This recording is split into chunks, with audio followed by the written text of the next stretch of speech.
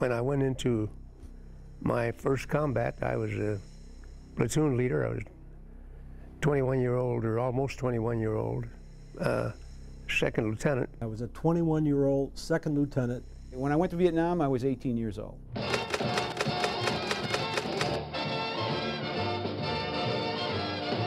My name is Colonel Pete Hubin.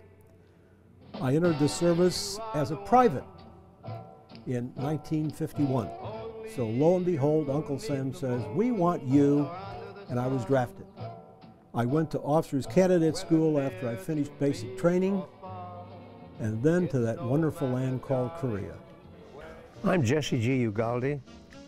I was in the 3rd Infantry Division with the 30th Infantry, and when I went into my first combat, I was a platoon leader. My name is John Smith. That is my real name.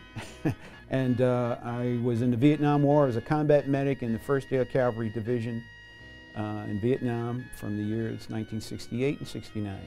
I served in a place called Tay Ninh Province on a couple of landing zones outside the Cambodian border just off the Ho Chi Minh Trail.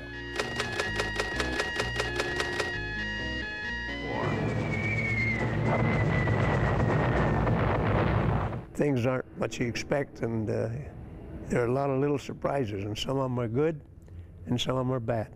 You don't expect anything. Combat it's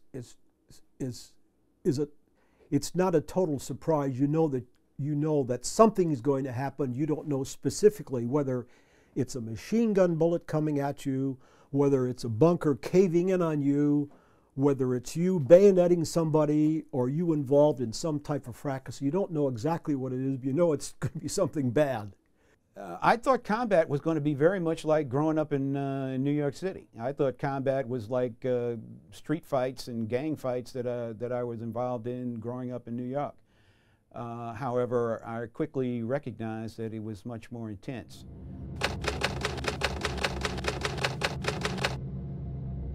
I almost was killed in my first combat assignment. I led a patrol. It was cold. It was March of '53. Snow was on the ground. I had a 10-man group. They said, "Lieutenant, go out there and see where the Chinese positions were." But we went out, proceeded out, went out, and it's deathly still. And then all of a sudden we heard a machine gun, and I knew it was not our machine gun because the Chinese, what they call a burp gun, it's a machine gun that has a very rapid rate of fire. It goes burp, or ours go boom, boom, boom, boom, boom. And I thought, I know we found the enemy. One of my people came tumbling down off the hill and he said, "They're there, they're right there." So since my patrol was a reconnaissance mission, we had to determine where they are, not killing them, because I couldn't, with 10 people, kill a regiment of Chinese of 1,500 people. So I said, okay, I radioed back. I said, "We found them. We're coming back up into our own lines." They said, "Fine, we'll be waiting for you." Well, ensuing, we were partially surrounded. We were shot at with mortars. That's the one that you drop a shell in the tube and it goes down and it splatters. I was coming back up the hill with my people ushering up, let's go, get out of here before we get hit. And then all of a sudden, I saw the young man in front of me rise up, just rise up from the ground. And I thought, oh God, what are we into? I rose up right with him, up and was slammed to the ground. I thought, you know, I guess this is the way it ends. But then I shook myself up. I didn't know how badly I was hurt or if I was hurt. But I pulled him up, grabbed him, and started going up the hill with him. And I kept stumbling, and I kept stumbling, and I wondered why I was stumbling. And all of a sudden, I felt a hand grab me and pull me in. And I thought, what is this English accent? He says, "By God, Lieutenant, I think you've been it." And he pulled me back in, and then I looked, and he pulled me into a bunker, cut off my uniform, and there my leg was pretty well mangled and it was bleeding. So that was my introduction to combat as a 21-year-old second lieutenant. It was interesting because we went into North Africa thinking it would be a peaceful landing, and what we did was land in a town that is north of Casablanca called Fadala.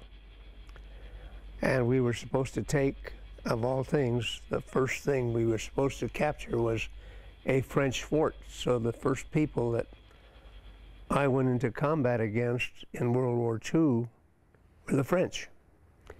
And it was a French fort that we were supposed to take. And we landed on a very beautiful beach. It was a nightclub on the beach, I remember that. I'd never been to a nightclub like that. And particularly when I walked in, my first day of combat, I couldn't believe it, because being from Colorado in the Midwest, why, I'd never been in a nightclub that had blue glass mirrored floors, and this was Africa. And I said, if this is Africa, where have I been? But when we landed, some of us, this was our first time we heard things splattering on the beach, and we wondered what it was. Well, we didn't know, but it was bullets coming in from the French. They were fighting, shooting at us. So we proceeded to get together, and it was a little difficult because the shelling that was coming in from our own Navy, and so some of the first casualties that I saw in World War II were from friendly, so-called now that they call friendly fire. But so to speak, that was interesting, in that my first day of combat saw the most luxurious club I'd ever seen, at the same time getting shot or getting shelled by our own Navy, and lucky that it didn't get me, but we did have some losses, not too many. And then at the same time, we had to get ready to do another job, which was also different that same day, or be ready for it the next day, and that was, we knew that reinforcements might be coming from Casablanca. We had to stop the train. And once again, my orders were to stop that train. Well, being from Colorado, I kept looking for the train, and I couldn't see any train coming down the tracks until it was almost on us. And it turned out that I was waiting to see smoke coming out. Well, it was an electric train. I'd never seen an electric train because I was in the Midwest. But then, so I said, this is Africa. I was expecting to see lions and tigers, and here's my first electric train. My first impression of Vietnam was heat. It's like walking into a sauna. I disembarked at Saigon, was sent out to the 1st Air Cavalry Division in a place called An Khe. And my assignment was to take over the duties and responsibilities of a combat medic who had been killed in action in the 1st and the 7th Cavalry. It was extremely hot, and I'll never forget that heat. It was like opening, it's very similar to opening an oven and sticking your head in there after a cake's been baking for about an hour. The heat was just oppressive. I mean, it was just immense. And it never stopped for the entire time I was there.